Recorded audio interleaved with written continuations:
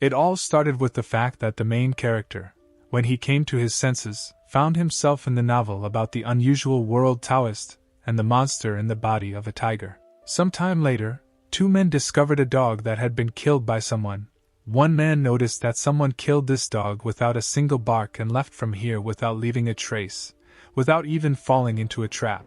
And then the same man noticed that it was clearly not an ordinary animal. Suddenly two other men ran up to those two men and said that the noose and trap were also in place. The men said that the traps were definitely set correctly, which means the animal must have been injured, but there is not a single trace. Turning to their boss, the very first man said that this was the first time he had encountered such a thing, and they had better leave here as soon as possible. Then their boss exclaimed that everyone should shut up, because they were preventing him from thinking. The man began to think that if his instincts did not deceive him, then they were in a trap, and if they moved now, this beast could attack them.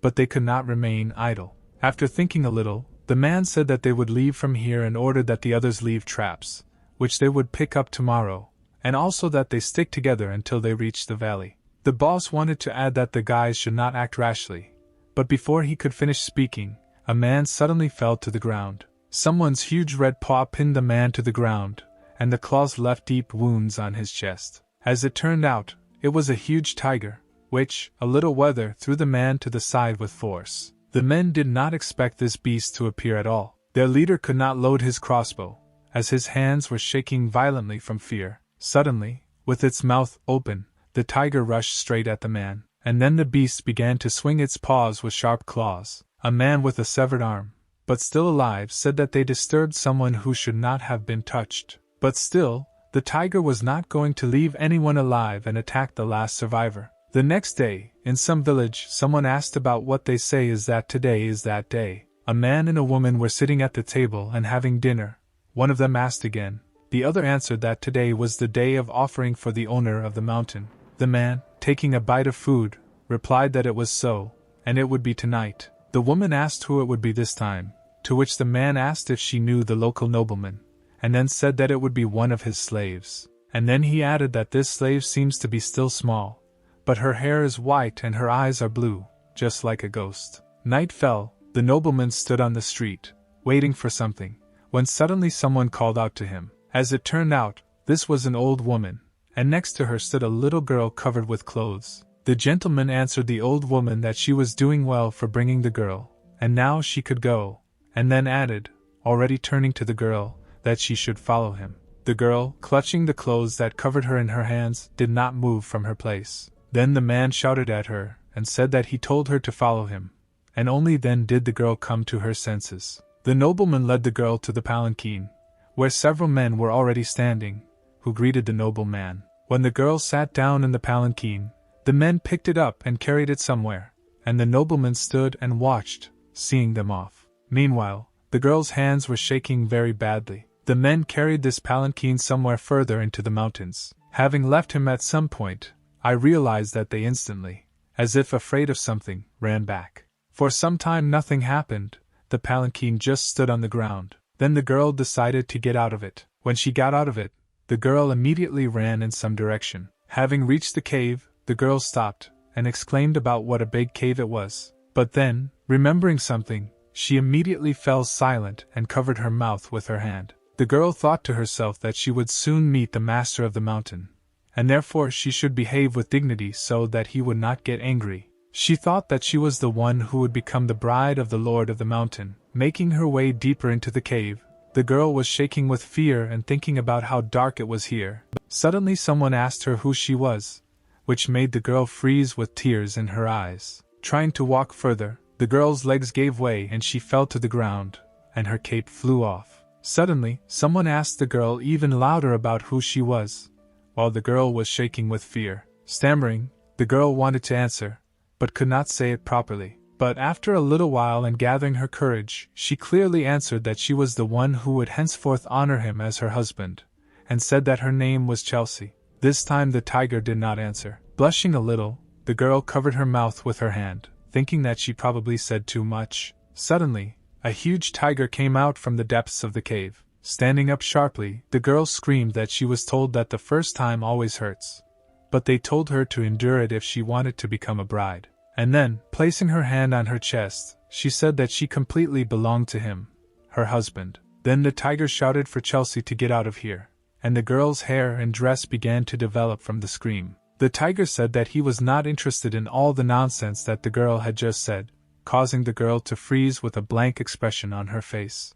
And suddenly she burst into tears loudly. The beast asked loudly why she suddenly started crying, but the girl was too busy sobbing to answer. The tiger tried again to tell the girl to get out, but she immediately burst into tears more than ever. This caused the animal to fall to the ground, covering its head with its paw and thinking about how much it hated crying. Then, more calmly, the tiger again tried to ask what happened and why she was crying, but the girl still sobbed loudly and did not answer. Suddenly she, having calmed down a little, answered intermittently that she was his fiancée, and he was throwing her out. Wiping away the girl's tears with his claw, the tiger sighed and replied that since it was dark outside, he would allow her to spend the night here for one night. Then the girl burst into tears again and burst into screams, which jarred the beast. Snuggling up to the tiger's paw, Chelsea looked up at the beast with a smile on her face, leaving snot on its fur. The next morning, the girl lay on the tiger's fur and snorted quietly. Meanwhile,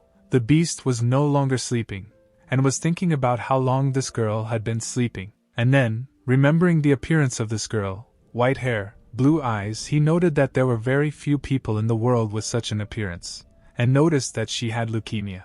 The tiger thought that the girl had been cursed by unknown creatures, and she was also the power of one of them, and now this little child would become a terrible creature, over which everyone would shake with fear. And then he also thought that the blood of these white-blooded animals is an elixir that has no equal, and he added that now everyone will come for her, and that she is more dangerous than he thought, which means he cannot leave her. Suddenly the girl woke up. Still half asleep, she stroked the tiger, and asked him if he had woken up. Suddenly blushing a little and perking up, Chelsea said that they spent the night together, which means she is now officially his fiancée. Suddenly the tiger suddenly stood up, causing the girl to fall to the ground, and said that since the sun had already risen, she should go back to her home. The girl replied that she could not, because she was told that if she did not become his bride, she would be punished. With surprise, the tiger asked the girl who would punish her and who dared to do it, to which the girl replied that it was a nobleman and his son. The beast, hearing this, thought that those bandits were sent by the same people, and it turns out that this little girl is their sacrifice for him. Pleadingly, Chelsea asked the tiger not to leave her, and said that she does laundry very well and eats absolutely everything and that she generally copes well with everything, and therefore let him not leave her. The beast thought that if he sent the girl back to the village, she would immediately be kicked out and die. Not wanting this to happen, the tiger thought about what to do. Having come up with an idea, he thought about sending her to another village, and if he also gave her some useful herbs, then perhaps she would also survive. The tiger led Chelsea to the exit of the cave, holding some things in his teeth. Opening his mouth, he threw some roots and a piece of cloth onto the ground. Looking at these things, the girl immediately asked what they were. The beast replied that he gives her ginseng, and she takes it and goes, without returning to her own, to another village. The girl tries to object, saying that she is his fiancée. Frightened, the tiger tells the girl to stop talking like that, because how can he be her husband? And then adds that she should not say too much and do as he ordered. And then he collects ginseng and a blanket with his tail, and says that if she sells this root, she will be able to buy a small house, and even stay. The tiger then gives these things into Chelsea's hands, to which she says that she doesn't need anything and just needs him. But then the beast turns around threateningly, and tells the girl to stop making him angry. And then he goes into the cave, thinking that he is the one who is the master of the mountain, and therefore is doomed to be alone forever. But then the girl calls out to the beast, to which he tells her to get out of here. But Chelsea says she can't go down, and doesn't know where the other village is. The beast sighs, thinking that he can help, because in principle he is not busy. And then he presses his head to the ground and tells the girl to sit on him. Chelsea resolutely ties the blanket containing the ginseng to her chest, and then she begins to climb up the tiger's face, which makes him a little perplexed and asks if she can be easier. But he himself thinks that she could climb up from the side. Having climbed onto the tiger's head, the girl turns her head, and suddenly her eyes widen. As it turned out, she saw the incredibly beautiful mountains and forest from above. Slapping the tiger on the head, Chelsea says that she must be the first person to sit on a ferocious tiger's neck like that, causing it to get angry. And then she closes her eyes joyfully, pointing her finger forward, and shouts for the beast to rush as quickly as possible, calling him her hubby. And then the tiger pushed off and jumped forward, telling the girl to stop calling him hubby. Having gone a little lower, the tiger said that there was already a village over there. Chelsea, meanwhile, pulled the tiger's ears, and he asked her to stop doing this, because it hurt him. The girl immediately let go of his ears and apologized, and then she sharply hugged the beast by the neck. In response, the tiger told her not to stick to him, and to go down faster. In response, the girl immediately agreed, let go of the tiger and slid down his paw. Going back to the cave, the tiger said out loud that, although he was a little interested, he had already become tired of her, and therefore they should never see each other again. Then Chelsea quickly grabbed the beast's tail and asked him where he was going. In response, the tiger asked if the girl really didn't know what a sin it was to hold animals by their tails. The girl replied that she knew about this, but he was leaving his bride, to which the beast replied that she was not his bride at all. Continuing to pull the tiger by the tail, Chelsea reminded that they spent the night together, and therefore she is his bride. In response, the tiger said that the girl was completely crazy, and asked how a tiger and a person could get married and whether she understood what it meant to spend the night. Otherwise, all sorts of things are chattering here. The girl shouted that no matter what, she married him, so he should be responsible for her. Wondering where the little girl got such strength, the tiger said that he even got her ginseng, which she could sell and live without denying herself anything. Sharply throwing the bag of ginseng to the ground, Chelsea shouted that she didn't want it that way and that if the tiger wasn't around, then she didn't need this useless herb. The beast asked himself whether the girl had any idea how expensive this useless grass was, and then thought that it wouldn't end like this, which means that although he didn't want to do it, he would have to. Worried that his tail would fall off, the tiger suggested that the girl go to the village to sell this ginseng, and then return back, thereby paying the dowry. The girl's mind caught hold of the word dowry, and her eyes sparkled, and she herself blushed. Joyfully picking up the ginseng wrapped in cloth from the ground, she told the animal not to go anywhere, because she would return quickly. The tiger agreed with this and began to warn the girl. He told her not to hurry too much, but the girl ran as fast as she could along the road. Then he added that she should be careful, and Chelsea immediately fell to the ground. But a second later she got up and moved on, disappearing into the distance. Near one of the houses in the village, near a fire on which there was a kettle, an old man sat and fanned the fire with a fan. Chelsea approached him and told him that she had come to sell him something. When the old man looked at the girl, he immediately caught the gaze of blue eyes. And then the old man jumped away from the girl screaming. But as he moved away and his scream became quieter, the man said to himself that he thought it was a ghost, and then, clearing his throat, asked what the girl brought him. The girl took the ginseng out of the cloth and gave it to the old man, and he began to look at it closely. Realizing that it was ginseng, the old man loudly asked Chelsea where she found it, to which the girl replied that her husband gave it to her, and the man repeated the answer, and the girl replied that she had to sell it to pay for the dowry. Suddenly something awakened in the old man, and he thought that these roots looked about 300 years old, and this child clearly did not know their value and looked very stupid, which means he could easily deceive her and get this root for a couple of coins. But suddenly he came to his senses and sighed, thinking how lowly he had thought about deceiving the child. And then the old man said that he could not buy such an expensive product, and advised her to go to the house of a local rich man, and told her to be sure to say that he said that this was real ginseng. In response, Chelsea bowed low to the old man, thanking his. Meanwhile, eating meat in his cave, the tiger thought aloud that nothing could compare with the emotions when he alone rips meat from a bone. The beast said that the world is always like this, namely, that the blame lies with the one who was deceived, because you cannot be stupid, because this is already unforgivable for this world, and in general, if you think like that, then he is the one who suffered, because he lived for himself good, and then some child came and almost took away his quiet life.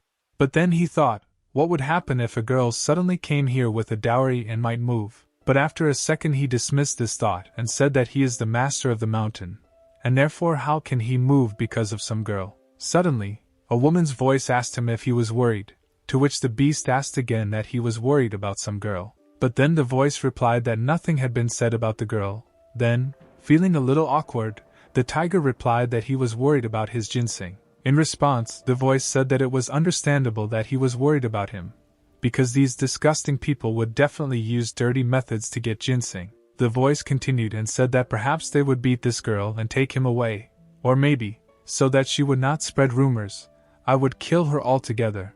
From these words the tiger became a little agitated. Meanwhile, in the village, a nobleman was sitting and eating meat and rice while someone was actively calling him. Hitting the table, the man shouted that he had warned him not to be disturbed while he was eating, and then added that because of them he had lost all his appetite, and then asked what happened there. The servant replied that the uncle, the doctor, had sent someone to sell ginseng. The nobleman went out to look at this ginseng, and when he saw it, he thought that it was the first time he had seen a root of such size, and wondered how this value had ended up in the hands of a child. But then he noticed that the girl was white-haired and blue-eyed, and suspicions crept into his head. Then, grabbing himself and his chin, the man asked if she was a slave of one house, naming the name of the master for whom the girl served in the previous village. Chelsea asked how the man guessed. Then, pointing his finger at the girl, the man, shouting, asked why the offering to the Lord of the Mountain was still alive, and stated that she had definitely escaped. And then he said that she definitely stole this ginseng, to which the girl replied that her husband gave her this ginseng so that she could sell it.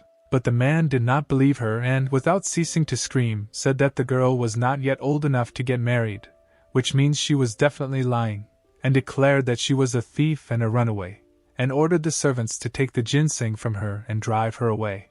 The servants obeyed their master, and one of them extended his hand to the girl, telling her to give him her ginseng, while the man, holding the girl by the hand, tried to take the root. Chelsea screamed that she couldn't take it, because her husband had given it to her. The servant noted that despite his best efforts, the girl was not moving and wondered how this little girl could be so strong. Losing his temper, the man forcefully pushed the girl, and she fell to the ground. Noticing this, the nobleman said that he wanted to let the girl go as she gave the ginseng in an amicable way.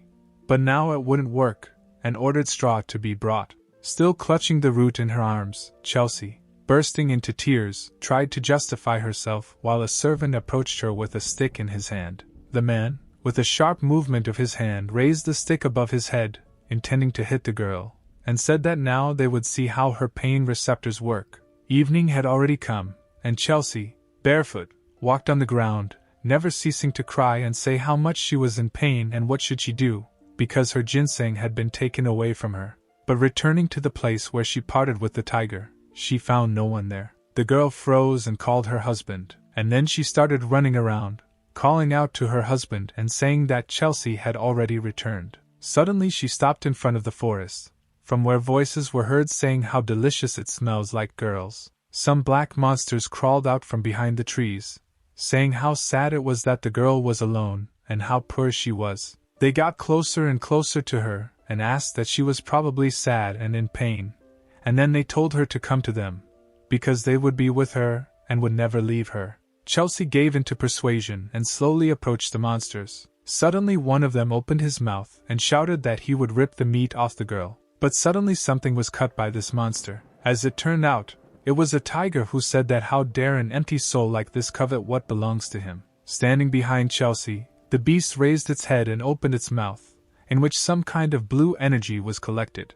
The girl turned to the tiger, and then he asked who dared to do this to her, but the girl said nothing, but only grabbed the fur of the beast. And a little later she burst into tears again, screaming loudly. Meanwhile, in the village, the nobleman threw a bag of coins on the floor in front of the servant, and said that it worked well, and wanted to ask something. But the servant, as if guessing the owner's thoughts, said, taking the bag in his hands so that the owner would not worry, because he had already put the guys on guard, which means that if something suddenly comes, he will not be able to come in. Praising the servant again, the man sent him away and stared at the ginseng, thinking about how beautiful it was. Coming out of the nobleman's chambers, the man thought that with this money he could rest for several months, and then he thought why not go to the girl's restaurant. Suddenly he saw that the gate began to crack, and some kind of light was visible from these cracks. Suddenly the gate broke completely and light filled the entire yard. At that same second, other servants gathered in the courtyard,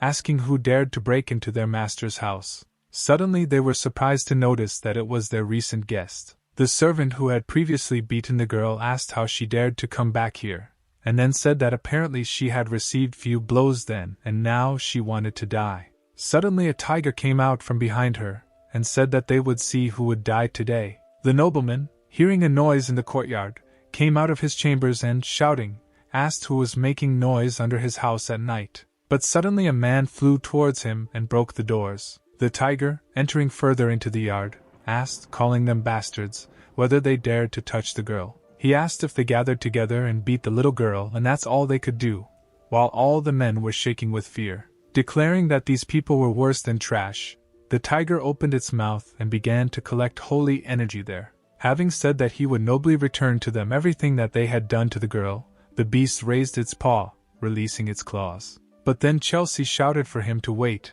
and stretched out her little hand to him. Suddenly the girl stood in front of one of the men, protecting him, causing the tiger's paw to stop halfway. Chelsea said she didn't want the tiger to kill anyone and suggested they take the ginseng and go home. Hearing this, the beast stopped and scratched its head, looking away. Then he called one of the servants, which made him very scared, and then the beast with a threatening muzzle ordered him to bring ginseng. But then a nobleman showed up with ginseng on a tray. Quickly bowing before the tiger, the man said that he protected the root and served behind it so that nothing would happen, waiting for the master of the mountain to come. In response to this, the beast barked that the man would not lie to him. Continuing to bow, the nobleman closed his eyes and prayed that the tiger would not kill him. Suddenly the beast said that, if it were his will, he would devour this dirty face from him, but he won't do it, and the girl is worth thanking for this. These words greatly surprised the man that he opened his eyes wide.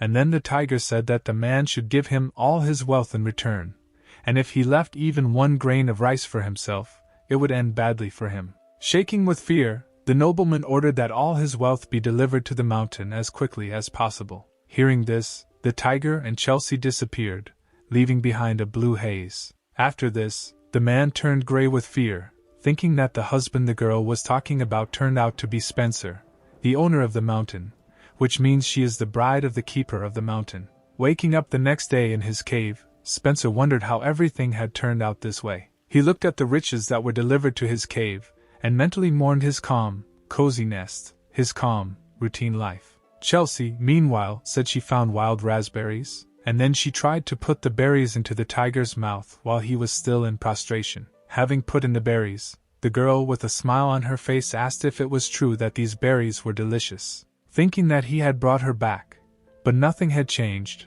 the beast finally stood up.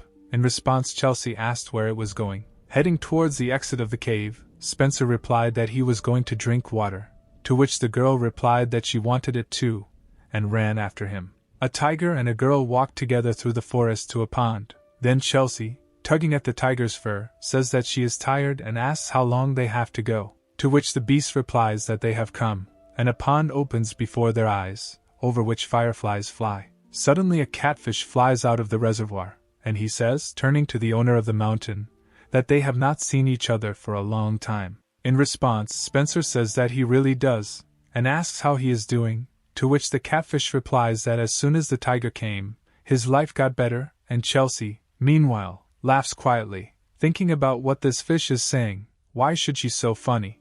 Spencer tells the catfish to give him what he was leaving with him, to which the fish, mockingly, asks if he wants to give it to his bride. In response, the tiger only irritably replies that he should stop talking. Here the catfish takes out a small oblong box from its mouth, and after he solemnly presents it, the beast tells the girl to try to open this box. Chelsea gets to open the box, from which light immediately bursts out. Taking out what was in the box, the girl exclaims, talking about what a beautiful hairpin this is. Spencer explains that this hairpin was carved from a peach tree that is over 1,000 years old, and this hairpin has the ability to ward off evil spirits, and therefore the girl should always keep it with her. A little taken aback, Chelsea asks if he really wants to give this hairpin to her, to which the tiger sarcastically asks if he should put it on himself. Suddenly tears appear in the girl's eyes. In a panic, the beast asks what happened to her again. Chelsea says this is the first gift she's ever been given for no reason. Thinking that this is her first gift,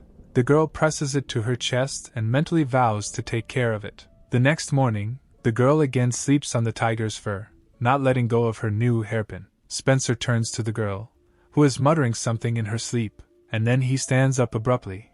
Wondering when Chelsea managed to lie down next to him, the girl gasped and fell to the ground. Not yet fully awake, Chelsea asks her husband if he's awake yet while her mouth is drooling. The tiger tells the girl to get ready because they are going on a long journey. In response, the girl asks where they are going, to which the beast replies that even if he tells her, she still doesn't know, and then tells her to take so many valuables, as much as he can. Chelsea walks over to the chests of floor and jewelry and begins to pick them up, putting them in a bag. Suddenly a female voice asks the tiger if it is necessary for him to do this, to which he mentally replies that he will not get involved in her fate. In response, the voice asks if he doesn't think that becoming a bride was her destiny, or is he just still afraid to create connections with other people. The beast replies that everything is completely different and that a person must have a human destiny, and it is very different from him, an animal, and besides, it is enough for him that this voice bothers him. The voice notes that the tiger used to hate the word fate, but now he began to use this word often. In response to Spencer, he says that she remained as grumpy as she was, despite the passing years. In response, the voice mockingly says that they say that the older you get, the wiser you become, but apparently this is all nonsense, because age can also make you stupid, to which the tiger, starting to get angry, asks her again what she just said. In response, the voice innocently says she wasn't talking about him specifically and asks why he was so angry. Then Chelsea speaks up and says that she has finished getting ready, and stands in front of the beast with a bag in her hands. Some time later, a woman and a black tiger appear in the cave. Entering the cave, the tiger notices that there is no one here and asks the woman if this is not where they need to be. The woman replies that it is, this is where they need to be, in response to which the tiger asks why Spencer is not here then. The woman replies that perhaps it is because he is afraid of him, in response to which the black beast asks if she really thinks so. The woman says if it's not Tao, then why isn't Spencer in his own house? Hearing this, the tiger bursts into malicious laughter and says that it is so, that he ran away, to the one who is afraid of him. In response, the woman sighs and asks if he wants to return. Lying down on a stone, the beast replies that it doesn't want to, and tells them to stay here, because sooner or later Spencer will come back. And then he bursts into malicious laughter again, saying that he wants to look at that face when Spencer sees him. In response, the woman sighs again and says that the tiger should not laugh like that. Meanwhile, an old man and a little boy are walking along the road with a bag on their backs. Suddenly, having climbed the slope, they notice a tiger in front of them. The boy exclaims in fear, and the old man, standing in front of him and covering him with his hand, tells him to move away from here. Spencer and the man make eye contact, but then the old man notices that a little girl is sitting on the tiger's head. The boy and the man look at this girl in surprise. Noticing these people, Chelsea greets them with a smile on her face and waves her little hand. Blushing, the boy also greets her and hesitantly waves his hand in response. As the tiger leaves, the boy tells his teacher that there is a girl sitting on the tiger's neck, to which the old man replies that they will watch them. Night has fallen. A deer is running through the forest and chewing grass. Suddenly this deer is attacked by a tiger. He successfully grabs the side of this deer with his teeth, while the other deer, seeing this,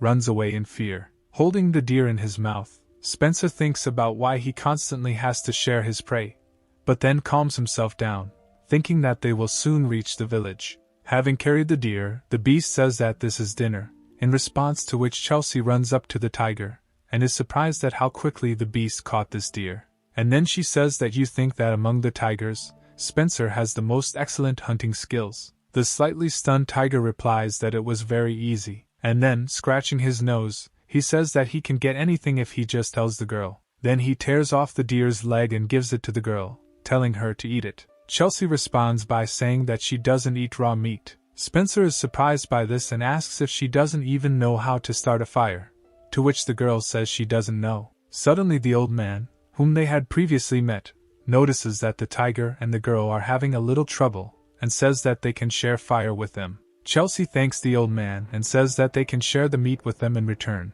to which the man replies that they will be grateful. Spencer is there alone, chewing on the body of a deer. The tiger thinks that the girl just had to bring fire here, and wonders what she has been doing for so long. Looking towards the people, the animal notices that Chelsea is talking to the boy, and notices what a wide smile he has. A deer leg is roasted over a small fire. Chelsea looks at this and drool runs down her face. Scratching his cheek, Spencer asks the girl, looking away, what they discussed for so long. Wiping her drool with her sleeve, Chelsea replies that the boy is the same age as her, which is why they decided to be friends, and said that this boy's name is Ben. Suddenly, the girl's stomach begins to growl loudly, and the tiger remarks out loud that the girl seems to be very hungry. Worried, Chelsea with red cheeks replies that if the beast is also hungry, then she can share with him. Spencer asks what she's talking about since she's really hungry herself because he can hear the whale howling in her belly. In response, the girl replies, a little offendedly, that it's a whale in the tiger's belly. Licking his paw, the tiger says that it seems that hunger has hit the girl hard on the head, and then wonders why she is so ashamed. In response, the girl jumps up and says that everything is wrong. Spencer replies that he is not deaf and that it is just him and her, and then asks if he can really distinguish the sound from his stomach. Out of anger, the girl begins to frown and puff. Suddenly she grabs the deer's leg, and screaming that the tiger is a fool, Chelsea runs away with her leg in her hands, while the animal wonders what is happening to her. While the girl runs deep into the forest, a woman's voice sighs and asks if the tiger really cannot understand the girl's feelings. And then the voice asks if Spencer will follow her, because it's dangerous there. Wondering what he did wrong, the tiger says that the hairpin will protect her. The voice says that maybe the hairpin will protect her from evil spirits, but there are worse creatures in the forest. Or maybe she will get lost altogether. In response, licking her paw, Spencer replies that then this is her fate. Then the voice asks what fate did to her then, too, to which the tiger does not answer. And then he asks why the woman cares so much about her. In response, the voice says that the tiger cannot be honest with itself, to which Spencer replies that she should not say nonsense. Suddenly the old man appears right in front of the tiger, and says that the beast is not a sacred animal, but only a creature that kills people. Rising from the ground, Spencer asks again. The old man says that he is from Mount Conger, and then asks the tiger that he didn't think that he didn't know about the ghost who is always next to him. As it turns out, the ghost, who was previously a man, but was killed by a tiger, does not leave him, but bewitches other people and leads them to the tiger. Meanwhile, Spencer remembers that the warriors from Mount Conger are keenly aware of the theme of ghosts. And then he orders his ghost to come out, and a woman appears next to him. Pointing a sword at the tiger, the old man shouts that he puts the honor of the Conger warrior and promises to cut out the beast's throat. Spencer sighs and, turning to Hannah, says that it was all his fault, and therefore she must figure it out herself. The man asks the beast where he went while the ghost comes closer to him, and then Hannah says that she will be his opponent, and her pendant begins to glow. Next, a sword begins to appear from the pendant. Raising her hand, the ghost took out a sword from her pendant. Seeing this, the old man realized that this was a necklace where you could put absolutely everything, regardless of size. The man was surprised to think that this ghost could control him. After a short silence, he asked if he could ask a question. In response, Hannah said that they say that people who learn martial arts become too self-confident, and that once the old man pulled out the sword, then talking is over. The man frowned and said, since she says so, then so be it. And then, using the dragon art technique, which created several clones of the man, he rushed to attack, thinking that this woman had lost her human essence anyway. And now the blades almost reached the ghost's head. Suddenly, the ghost blocked the blow of a real sword behind her back. The old man was surprised and exclaimed, "How could this be?" Hannah said that since he treats the girls so rudely, then she should repay him with a worthy blow. Then she swung her sword, and the man was thrown back. The hand of the old man holding the sword began to shake, but the ghost did not retreat, and now her sword almost reached the man's face. But the man managed to block this blow, and their swords touched, creating a flash of light. The old man had difficulty holding back this attack while the swords created sparks. Using the art of the dragon again, the man exposed his pendant to the blow, and he himself moved to the side. But the ghost, asking where the old man was running away from her, and without looking, immediately pointed the tip of her sword to the side. And then she struck again, which pushed the enemy back. Ben called out to his teacher in fear. Meanwhile, his teacher stood leaning on his sword while his entire body shook. The man wondered in surprise how it was possible that he was losing to some ghost. Hannah, meanwhile, moved closer to the old man, and he immediately raised his head. The woman again prepared to strike, and the old man thought about whether she was a ghost at all. While Hannah fought the man, Chelsea sat on a rock near a field of wild wheat and ate her meat. Suddenly someone asked if it tasted good to her, causing the girl to shudder, and then she turned with her cheeks stuffed, and looked angrily at the speaker. Spencer told her to go to the fire, since it was cold here, and noted to himself that the girl had an appetite as good as his. Grunting offendedly, Chelsea said nothing and turned away from the tiger. Not wanting to fall for such manipulations, the tiger said that if so, then he would leave from here, and said goodbye, and then added that he was not very pleased, so he would quickly forget about her.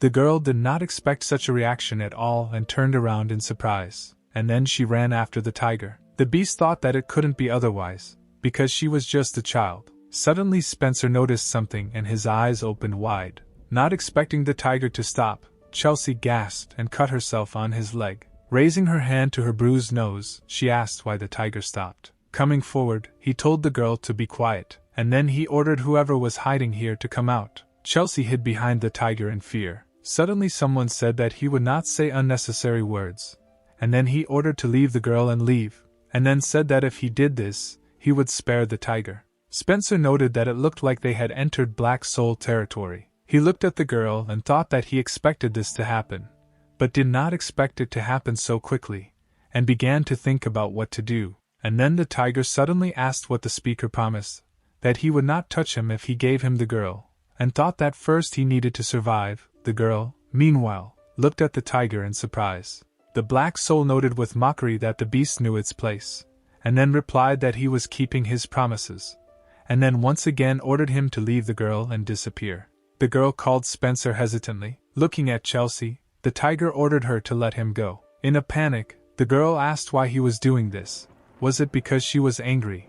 And then said that she would not do this again and asked him not to do this to her. Giving Chelsea a stern look, Spencer said he didn't want to die here with her, and then he said that, of course, he became attached to her, but not so much as to die with her. And then, jerking his foot, the tiger told the girl to accept her fate, and then the beast began to leave. Suddenly a dark shadow appeared behind the girl, who laughed and said that the white-blooded one would soon die. Meanwhile, Jean asked the old man, pointing the sword at his face, if everything was clear to him now, and then she said that she would not ask him to believe her, but she wanted him to know that they did not want to harm this girl.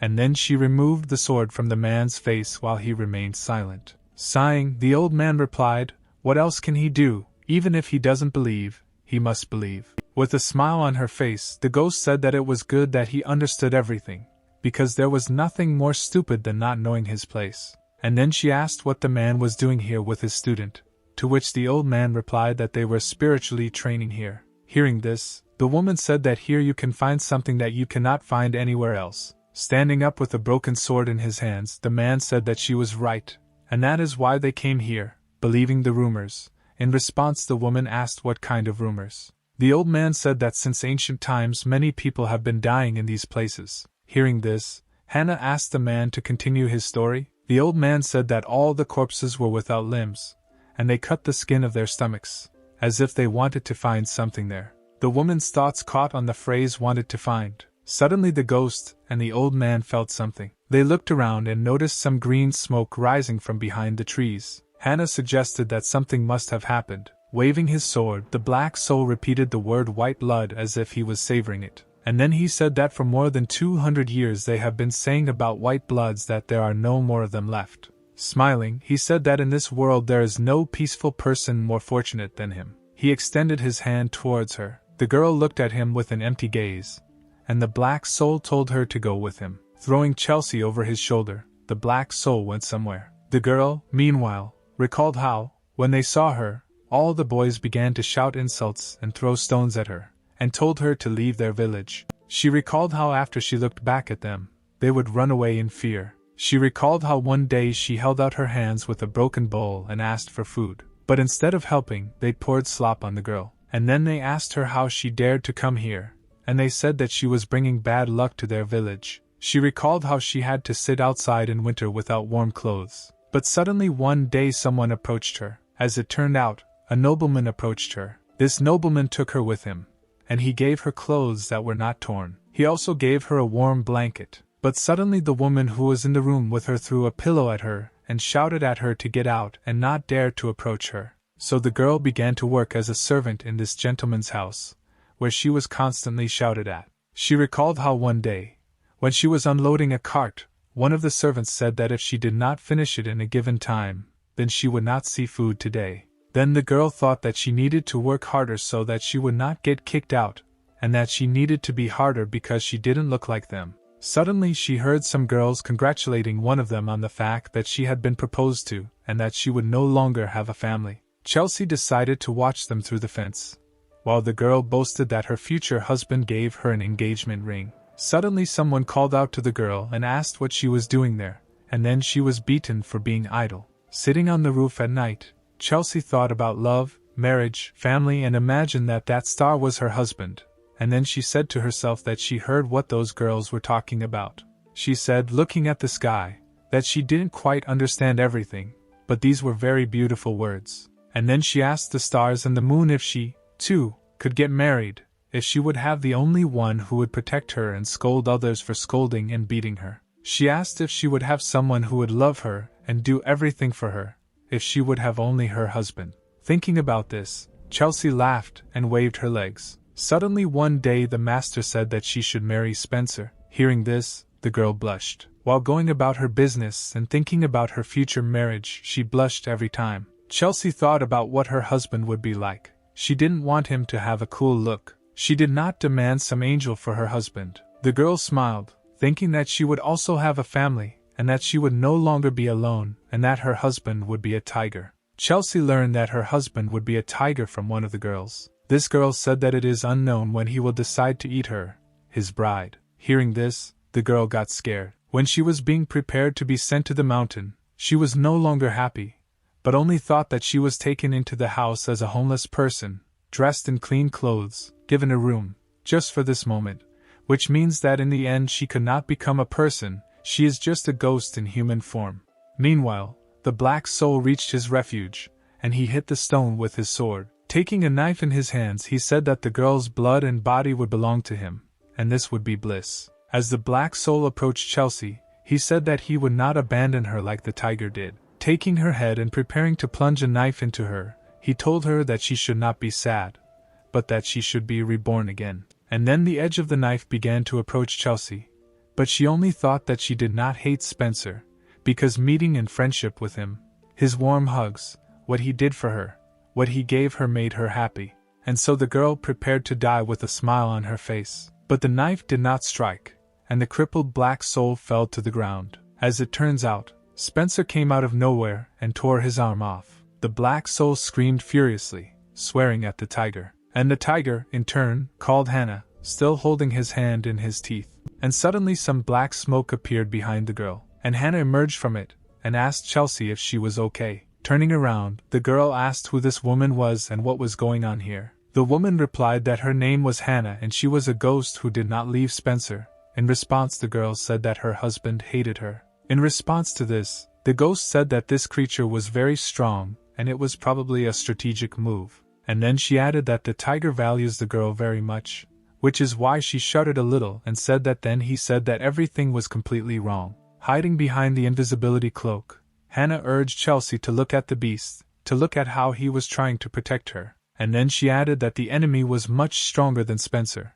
while the tiger fought fiercely with the black soul. Looking at this battle, at Spencer, the girl began to remember her dreams about whether she would have the one and only. She remembered if she would have someone who would protect her and scold others for scolding her or hitting her. Remembering these questions that she asked the stars and the moon, she burst into tears. Chelsea burst into tears and said that she didn't even know that, and then added that from now on she will listen more. Hannah didn't answer, but just looked at the girl with a smile. And then she, taking off her robe, began to throw it on the girl, saying that it was dangerous here and they needed to leave, in response to which Chelsea tried to object. While Spencer was still fighting fiercely with the black soul, the ghost said that the tiger could not fight at full strength because the girl might get hurt. Accepting this reason for leaving quite reasonable, she disappeared under the robe, finally calling her husband. A second later, Hannah and Chelsea seemed to disappear, and the tiger thought that now he could finally fight at full strength, and then he began to concentrate energy in his mouth, and then the beast shot this energy at the black soul, causing it to fly away and its sword to be knocked out of its hands. black soul sensed danger in this action, but before the soul had time to come to its senses, Spencer slammed his head into the ground with his paw, breaking the stone. But suddenly blood got on this muzzle, which gave off red steam, and the tiger sharply jumped away from his opponent. Then the black soul stood up, laughing, and his hair began to fall apart. Suddenly there were rat teeth, and he said that the tiger was not bad, but still remained a pitiful animal. As it turns out, the black soul's real form was a rat, and he said that he would rip out the tiger's limbs and pull out all his limbs. Seeing the real appearance, Spencer thought of it as a rat without hair and blood that had turned into poison, and then called this rat a bloodthirsty creature. Suddenly, drops of blood that had spread on the floor of the cave began to take shape. Seeing this, the tiger was very surprised. The rat said that the beast did not take into account his strength, and suddenly a bunch of small rats began to form from his blood, which rushed forward with a vile squeal. The blood rats rushed en masse towards the tiger, and their leader shouted that the tiger would not escape him alive. Then Spencer struck one of the blood rats, causing it to immediately burst. The blood of this rat fell on the tiger's paw and immediately began to burn, which brought pain to the beast. Seeing this, the rat laughed and exclaimed that it was all useless. The army of blood rats attacked the tiger again, while their leader shouted that such a pathetic creature as Spencer would never be able to stop him. While the rats rushed at the tiger and burst, leaving their burning blood, the rat shouted that the beast could not escape from the rats made from his blood, and that the tiger would die a miserable death, as he was destined to do. After some time, the tiger found himself covered in blood, which is why he began to be paralyzed. While the blood rats were still mercilessly rushing at the tiger's leg, Spencer thought that everything could have been different if he were here now. Suddenly the animal cried out that it was in pain. The rat noticed that the tiger had stumbled, and opened himself up for attack. And then, shouting that he was caught, he kicked Spencer in the face. From this blow the tiger flew back and hit a stone behind him. The rat shouted for the tiger to die slowly and painfully, and then a bunch of bloody rats attacked the beast. Crushed by these rats, Spencer thought only that he still had to endure a little longer. And then he pushed away all these rats, concentrating the energy in his mouth. But still, all these attacks did not pass without a trace, and the beast was already pretty battered, and vapors of this poisonous blood were emanating from it. The rat noted with surprise that he was still boldly going against his attacks, and trying like a dog in water. Afterwards he pulled out his huge claws and said that so be it, he would do him honor and finish him off himself. Calling his opponent a dirty rat, Spencer said that he talks too much and for a long time. Suddenly, Hannah attacked the rat from behind with a sword, and with a sharp movement of the sword she made a deep cut on the enemy's neck, causing blood to flow out like a fountain. The woman told the rat that he was too reckless. Meanwhile, the black soul shook its head in panic, making grunting and gurgling sounds. Spencer said he was taking too long to die, and indignantly told him to die already. Clutching the wound on his neck with his paw, the rat began calling his opponents small creatures, and then said that they dared to touch his body. Thinking that there would be no second chance, the tiger raised his paw in preparation to attack and used the furious fist technique, causing his paw to glow with blue fire. And then the beast rushed at the enemy, who was discouraged by this. And so, when the tiger's paw was almost at the enemy's face, he used the furious fist technique. The rat, a second before the blow tore his head into pieces, shouted that he hated that damn tiger. The lower part of the rat's body, still intact, fell to the ground while the edges of the wound glowed with blue lights. Blue fire slowly but surely burned the body of the scythe, and then this fire, flaring up, engulfed the entire remaining body of the black soul. Meanwhile, it was already dawn outside. Leaving the cave, Spencer sighed with relief and said that he almost died there. And upon leaving the cave, he was surprised to notice that it was already light. Hannah, holding the rat's sword in his eyes, decided to draw the attention of her tiger to what interesting things they could get, and then said that they would be very useful to them in the future. The tiger asked where Chelsea was now, to which the ghost replied that she took her to the old man in the village and told them to go to the village. Then she said that if suddenly the beast dies, then she will also lose her strength, and if this happens, then all these creatures will attack the girl. The tiger, frowning, looked at the ghost and did not answer anything, while she herself smiled innocently. And then Spencer admitted that it was true and wondered what kind of feeling had awakened in him. Hannah then suggested that they go to the girl, to which the tiger only chuckled thoughtfully. Spencer thought that as soon as he left the mountain, something like this immediately happened, and this would happen again. And with such power, he was not sure that he could protect the girl. But by killing this monster, he received an eye with the ability Reincarnation, and wondered if this was an accident. Looking at his eyes, he thought that if he were reincarnated as a human, he would be able to use the sword he received and be able to fight stronger opponents. He also noticed that he would finally be able to use the technique that he had been unable to master for so long, flamed blue flower. And he said out loud that before they went to Chelsea, he had something to sort out, and then the tiger decided for himself that he should reincarnate as a human. Meanwhile, the old man was walking with 2 children. Chelsea asked how far they still had to go, and then began to worry that her husband could not catch up with her. Turning around, the man said that the village was already behind the mountain, and said that they would wait for the tiger there. Suddenly Ben told Chelsea that the tiger could not be her husband. Then the girl, screaming and pulling the boy's hair, asked what he was talking about, and then said that if she said that the tiger was her husband, then he was her husband. Then she let the boy go and said that if he pointed it out to her again, he wouldn't show it enough, to which the boy replied, holding his head and crouching down to the ground, that he understood everything. Suddenly a man in a hat turned to the old man and asked who it was. The man in the hat asked the old man, while his carriage was riding nearby, if he was Joshua from Conger. In response the old man asked if this was Harvard. And then, folding his hands in a welcoming gesture, the man said that he was expressing respect to the senior student, to which he replied that there was no need for such formalities. Harvard said it had been 10 years since he left Conger. The old man replied with a smile on his face that people from there will forever remain family. The man suggested to the old man and the children that if they were heading in the same direction, they should go together, to which Joshua happily agreed. Meanwhile, something was happening on Wulong Mountain while the sky was overcast. One boar, spraying saliva, shouted that their leader must make a decision, because there were more and more people. Another boar shouted that since there are more people, then more animals become food for them. And then they all shouted together, looking at the leader, who had a tree growing on his back, that this was the business of their family. And then they asked that if their leader was gone, who would take care of Mount Yudin. The boar chief thought about how he wanted to leave this place in peace, but there was no one who could protect these helpless ones, and it would be too selfish to abandon them like this. Suddenly a raven flew up to the leader and whispered something in his ear. Then someone said for the boars to disperse, and the red paw stepped onto the land of the boars. The tiger came closer and closer to the leader until he opened his eyes. Spencer noted out loud that this was their first meeting in 30 years. The leader of the boars said that he hardly came to get even for the past, and asked what suddenly happened to the guardian of the mountain. Thinking about how petty this boar was, the tiger asked why he suddenly began to feel nostalgic, and then said that he had come to find a flower of flame. The boar's thoughts latched on to the phrase flame flower, and he asked himself why the keeper needed this valuable medicinal herb.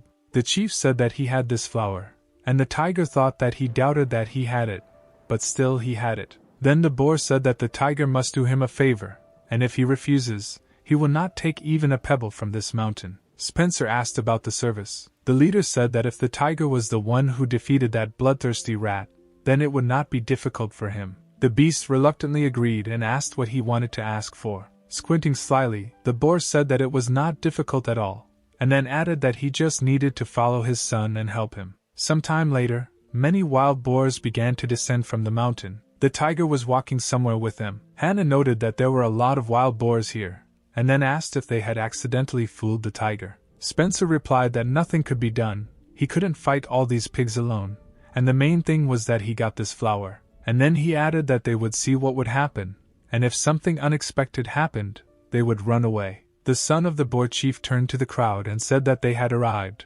and then added that there would be a signal soon and ordered them to wait. Spencer remembered that his son's name was Walter, and then asked his son if it was time for him to tell him what all this was about. Walter told them not to worry as he would be with them, but then added to let them know that they were putting their lives on the line. Suddenly a raven flew in from above, and the tiger and boar quickly looked up. The chief's son noticed their target appear on the horizon, and they quietly peered out to watch the approaching carriage. The tiger noticed that these were human carts, and doubts crept into his head. Taking a closer look, Spencer noticed that these carts were guarded by Taoists, that is, warriors with spiritual powers. Noticing this, he asked Walter if they really wanted to rob the things that the Taoists guard, and then said that boars are not only rumored to be fools. Walter responded that that's why he said they were putting their lives on the line, and then he said that their goal is an enlargement ball that the Taoists carry in their carts. Spencer was very surprised to hear that they wanted to steal the enlargement ball, because this is a potion that can be used to increase the territory. This is what many people dream of. The stunned tiger said that they had all gone crazy. Suddenly he said that he was leaving, to which the chief's son replied that they had already made a deal, in response to which the tiger asked about which prudent person would bet his life on this. Walter said that it was too late to wash his hands of this, and that there was no way out of this. The chief of the boars, meanwhile, stood on the top of the mountain. Suddenly he assumed that the operation had already begun, and then he thought that this matter would determine whether they could cope with the consequences. And then he suggested that, regardless of whether they would take this ball or not, it was unlikely that people would sit idly by, rather, they would go and attack them in response. I thought that these little people would come not only for them, but also for their territory, and their clan would be defeated and disappear. Suddenly Walter shouted that everything would have been like this if Spencer hadn't come. In response to this, all the other boars began to praise the tiger, shouting that they were fighting for Spencer. Many boars began running up the mountainside to meet the crew. The Taoists noticed the approach of a pack of wild boars and shouted that the creatures were attacking them, and that it was time for everyone else to prepare for the attack. Meanwhile, the tiger was still standing on the dais while one of the Taoists shouted for everyone else to protect the carts. Suddenly this same Taoist noticed a tiger standing on a hill and said that it was Spencer, the guardian of the mountain, and suggested that he was the head of these boars. And then the same man shouted that they needed to kill him. In response the tiger shouted, having figured out the plan of the leader of the boars, that he was a bastard old man. Meanwhile, the leader, rejoicing and mocking Spencer, said that now all the enemies would be aimed at him, and that he should try to evade their attacks, and then laughed loudly. Meanwhile, the Taoists fought fiercely with the boars, cutting their bodies with swords. The already out-of-breath warrior noticed that there was no end to these boars, while a pile of boar corpses lay next to him.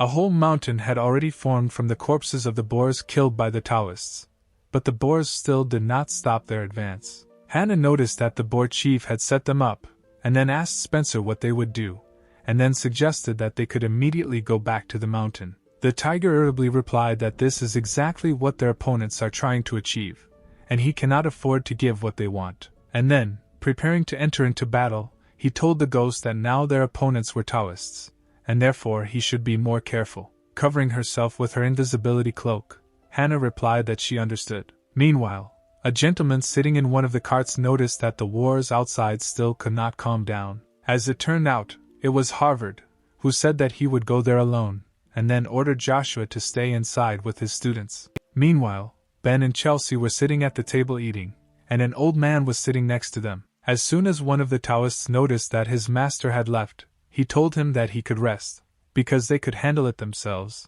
in response to which Harvard only tooted disdainfully. While the Taoists were still chopping the boars into pieces, the man asked what was going on here, and then he took out a small bell from his sleeve, and then he began, raising his hand with this bell up, to ring it, and suddenly a huge force wave came from the master, which began to push the boars away. As the boars flew back, Spencer, recognizing the sound, remembered something. Noticing this technique, the tiger realized that this gentleman was the leader of these Taoists. Suddenly Harvard noticed something from below and looked there, saying that there was a big animal in them.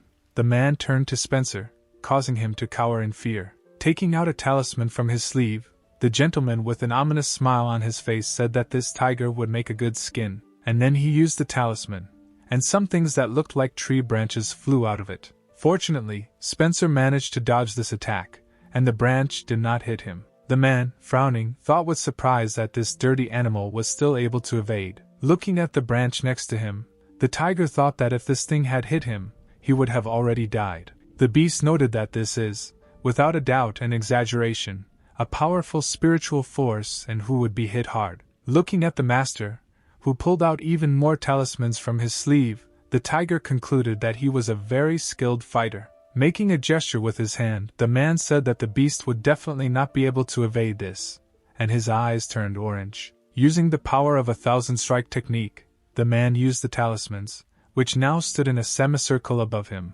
and branches appeared from them, which were now heading towards the tiger at great speed. The tiger did not expect such an attack at all. Due to the fact that he did not expect this, he was unable to dodge this attack, and several branches overtook him, but could not pierce him as the tiger deftly ran away from them. The man laughed evilly, saying that if the tiger became even for a second, his life would end. Continuing to mock the tiger, the master noticed something was wrong. As it turned out, Spencer was quite successful at dodging these branches, which in turn hit either the boars or the ground. Harvard frowned even more, calling the tiger a sneaky cat. Suddenly he shouted that he didn't care about his skin. Now he would turn him into minced meat, and then his eyes became bright yellow, and the bell glowed even brighter. Suddenly, branches began to emerge from the ground around the tiger, bending towards him at the ends. Soon these branches began to come closer together and become entangled, forming a cocoon around the beast. But Spencer did not despair and used his furious claw technique, and his paw glowed with blue fire. By using this technique, the tiger was able to burn its wooden cocoon with its blue fire. Suddenly, at the same time, all the Taoists and all the boars stared at this bright blue flash. Meanwhile, the tiger began to approach them, its eyes glowing with an angry red light, and sticks sticking out of its back. Harvard thought in bewilderment about how this beast could survive his strongest attack, and then he thought about how an animal could have such incredible strength. Spencer thought about how much he didn't want to use this technique, and then asked Hannah if she had found what they needed. A second later, the ghost appeared next to the tiger, saying that she had found everything, and then she worriedly asked about when he managed to get hurt so badly, and if everything was okay with him. Spencer replied that he was dying. Meanwhile, the man shouted that the tiger's strength was running out, which meant that now he was definitely at the very bottom, and then he laughed evilly. The woman said that they had already got what they wanted, and offered to leave here, and then covered the tiger with her invisibility cloak. The gentleman was surprised to notice that this power of invisibility, and then, looking at where the woman and the tiger had stood just a second ago, he shouted and asked where she had gone. One of the Taoists, running up to the master, said that they had a problem, while he angrily stared at the now empty place. The Taoist said that their ball was missing, and now Harvard returned the glance, and turned to the man in irritation and surprise. He wanted to ask what he was talking about, but could not finish, as he began to choke on his own blood. The man's disciple worriedly asked if he was okay, to which he extended his hand, trying to stop the Taoist, and said that there was no need to worry about him, while he himself crouched closer to the ground and spat out blood, and then added that he just weakened. Spitting blood, the gentleman thought that if he lost the ball the night before, he would be kicked out of the community. Suddenly he remembered Hannah, who used the power of invisibility before his eyes. Starting to rise from the ground, Harvard ordered everyone to start looking for the thief who stole their ball, to which the student replied that there were only 3 of them left, and they would not be able to cope with Spencer. In response, the man shouted angrily that they had seen how the tiger weakened after his attack, because he barely survived it, and then said that while he was recovering, 1 Taoist should stay with him, and the other 2 should go after the beast. And then he ordered them not to lose sight of him, and at the same time the door of the carriage was opened by a small handle. Chelsea looked out of the carriage with concern and asked if they were really talking about her husband. Meanwhile, Spencer and Hannah reached the flower field, and the tiger said that the Taoists must be in a commotion there now. And then he said that he would like to see the expression on Harvard's face, and after he thought about it, he said that even his soul felt good, and he began to laugh. The ghost shouted, saying that now was not the time for laughter, and the tiger needed to think about himself. The woman noticed that the beast was getting worse and worse, and wondered what had happened there. Suddenly Spencer fell to the ground and the woman called his name in concern. Having fallen to the ground, the tiger suddenly began to vomit blood. Noticing this, Hannah said that this would not work, and she needed to get these sticks out of the tiger's body, to which he, grunting a little, told her to do it. Suddenly, Spencer's screams shook the entire forest. Having taken one of the sticks out of the tiger's back, the woman noticed something bad about it, and meanwhile the tiger muttered angrily that he should have been warned before taking out this stick. Then the ghost said that these sticks had taken root in the body of the beast, and her hand shook slightly with fear. Sweating and steaming from his mouth, the tiger told the woman to continue. The ghost tried to object, saying that he was already bleeding heavily, to which Spencer replied that if he waited any longer, these branches would suck all the blood out of him, and if she got them, it would be better than that slow and painful death. However, these arguments did not seem too convincing to Hannah, and she again came across an objection, to which the tiger said that she knew that he could handle it. And then again, but more insistently, he ordered her to pull out these branches. After hesitating a little, the woman nevertheless took hold of one of the sticks, and saying that it would be very painful, began to remove them from the body of the beast. Meanwhile, the Taoists were following Spencer and Hannah. Suddenly one of the Taoists sank to the ground and said that they had found this tiger. The other noticed that this tiger was very badly injured, and then the same Taoist told another to be careful, even though this tiger was seriously wounded. In response, the first Taoist said that he knew what the strength of the owner of the mountain was, so he was sure that he was now dying. The first Taoist, rising from the ground, said that the ghost next to the tiger had invaluable power, and if they took this power away from her and returned the ball, they would receive a promotion. Meanwhile, Hannah removed all the sticks from Spencer's body, and then she thought that even though she had gotten all the sticks, the tiger had lost consciousness, because he had lost a lot of blood, and then she decided that she still needed to wake up the animal. Suddenly, a voice sounded from behind the ghost and asked who it was, to which the woman immediately turned around. Two Taoists finally got to the tiger, and one of them said that although the tiger was breathing, he was sure that these were his last breaths, and Hannah, screaming, asked how they found it. And then she took out a sword from her necklace. Attacking the ghost, the Taoist defiantly asked if she really wanted to protect her master. Shouting that this was all very funny, the Taoists attacked Hannah, and their swords pointed straight at her. Meanwhile, Harvard was in some dark space and meditating while some blue vapors were emanating from him. Exhaling blue smoke, the man thought that he had restored his strength to the 3rd level, and then he decided that this was enough to return to battle. The Taoist, who had been ordered to stay close to the master, was now guarding the crew, and he complained that they were not even attacked by people, but by some animals, and then remarked that this was not even funny. Suddenly something passed the carriage window, and some bright flash came out of it. As it turned out, it was Harvard, who thought that even though he had not yet fully recovered his strength, he would have assistance next to him, and then, heading straight to the tiger, he remembered the stone on the ghost's neck, and suggested that he would rather just priceless. And then, with a greedy smile on his face, he suggested that there were many other valuables in this stone. Anticipating what would happen next, Harvard thought that if he thought of a strong tiger and a ghost who controlled that stone, then he would be the richest man. Some time later, the man finally noticed the body of a tiger lying in a flower field. The man noticed with delight that his prey lay right before his eyes. Meanwhile, in the carriage where Joshua, Ben and Chelsea were sitting, some kind of commotion began, and the boy told the teacher that the girl had disappeared. In response, the man asked again, and the boy replied that she said that she would go and pee in the bushes, but then he did not see.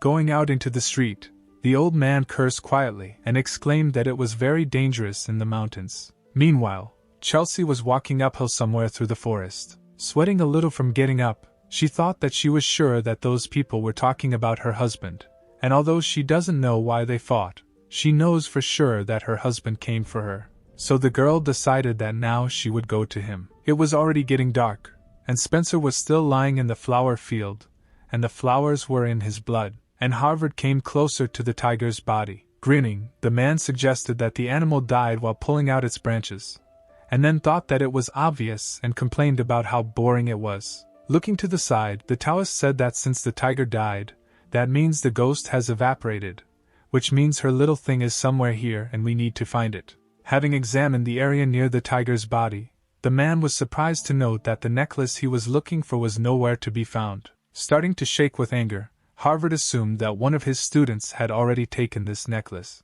The man swore loudly and, in a fit of anger, with the help of a talisman, struck the tiger on the neck. From this blow, Spencer's head flew away from his body and rolled on the ground. The man thought furiously how this scum dared to steal his thing, and then, assuming that this Taoist could not run far, Harvard, with a bright flash, went to look for him. Some time later, someone walked up to the tiger's head. As it turned out, it was Chelsea who took Spencer's head in her hands, and then she smiled faintly and turned to her husband. Relating the head to the body, she asked if he had decided to play a trick on her again. The girl said that she would not allow herself to be deceived anymore. Having attached the head to the body, Chelsea sat down next to him and told the tiger to stop mocking him and get up quickly. But then the head fell away from the body again, and she rolled across the flower field. The girl stared at the head in surprise, and then she took her in her hands again saying that she asked to stop these jokes. Chelsea reattached her head to her body and said that Spencer did a good job and therefore should get up.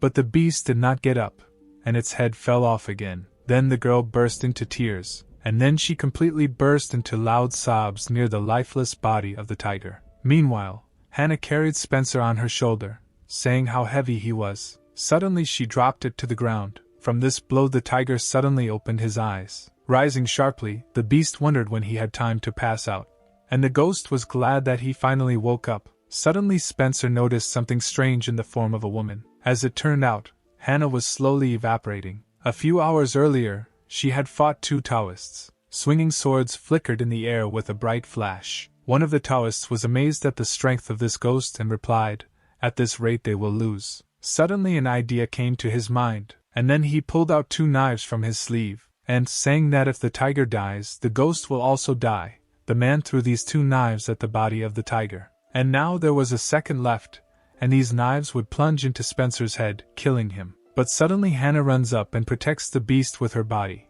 and the knives end up in her back. The Taoist who launched the knives notes that sacrificing herself to save her master is the only way for her to survive. Suddenly the ghost says that she has been messing around with them for too long, and yells to finish it all. Turning to Spencer, she says that he will be in a little pain now, and then a huge amount of purple smoke begins to escape from Hannah. One of the Taoists looks at this in bewilderment. The other, angry, asks if she really decided to use illusions, and then says that she is no match for him, and attacks her with a sword. The first Taoist tries to stop his comrade, when suddenly the ghost's eyes light up with a bright flash.